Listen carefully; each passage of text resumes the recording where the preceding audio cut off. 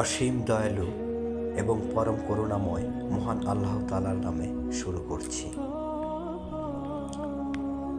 মানুষ এমন একটি সময় অতিবাহিত করছে যখন জীবনের সকল কিছুতেই কখনো না কখনো চরম এক অনিশ্চয়তা এবং ভয়াবহ বাস্তবতার সামনে তাকে পড়তে হয়, যেখানে তার জীবনের অধিকাংশ ক্ষেত্রেই শুধু হতাশার চিহ্ন। রোগ, শোক, দুঃখ, কষ্ট, প্রতারণা, জুলুম, অন্যায়, অবিচার সব কিছুরই স্পর্শ লেগে আছে সমাজের কোনো না কোনো মানুষের জীবনব্যাপী। প্রতিনিয়ত কেউ না কেউ হতাশায় নিমজ্জিত হচ্ছে জীবনযাপনের বিষয়ে।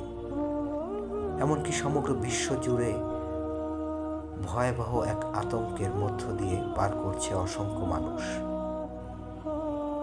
তার ঘরের বাইরে একটি পা ফেলতে গেলেও অনিশ্চয়তা এবং ভয় নিয়েই অগ্রসর হয় কখনো না কখনো।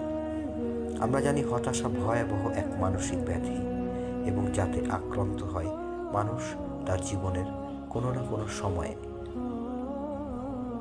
এবং সেই হতাশার শিকার হয়ে দুঃখ, কষ্ট, অভাব, অনাটন, প্রতারণা কিংবা জুলুমের কারণে তার অন্তর সংকুচিত হয়ে যায়।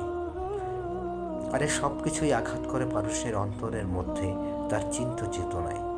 অনেক সময় তা এতটাই ভয়াবহ হয়ে পড়ে যে মানুষ সত্যিই দিশেহারা হয়ে পড়ে।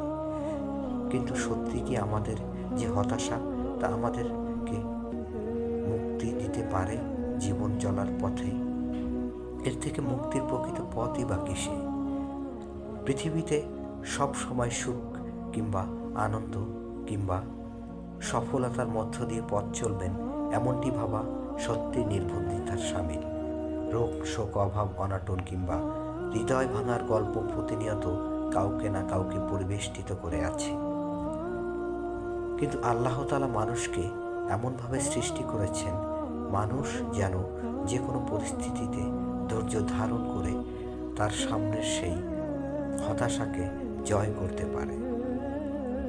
মানুষকে সকল সৃষ্টির সেরা জীব হিসাবেই আল্লাহ তাআলা পৃথিবীতে পাঠিয়েছেন এবং সেই মানুষের জন্য পাঠিয়েছেন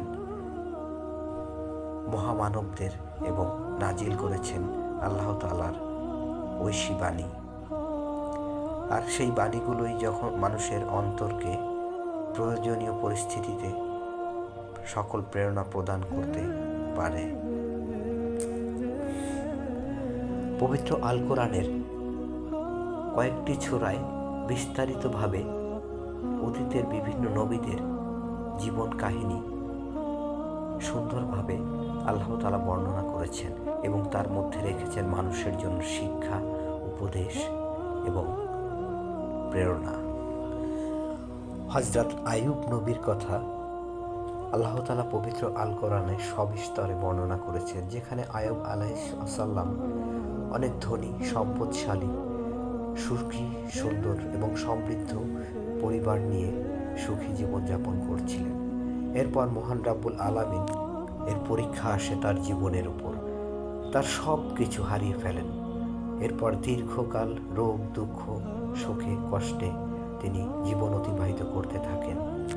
এরপর এক সময় তিনি তার মহান রবকে ডেকে তার কাছে আশ্রয় প্রার্থনা করেন, সাহায্য প্রার্থনা করেন, যে বিষয়ে সূরা আম্বিয়া এর ৮৩ এবং ৮৪ নং আয়াতে আল্লাহ তাআলা পরিষ্কারভাবে জানিয়েছেন মানুষের জন্য। আল্লাহ তাআলা বলেছেন, আর স্মরণ করো আইয়ুবের কথা, যখন সে তার রবকে আহ্বান করে বলেছিল, আমি দুঃখ কষ্টে পতিত হয়েছি আর আপনি তো সর্বশ্রেষ্ঠ দয়ালু।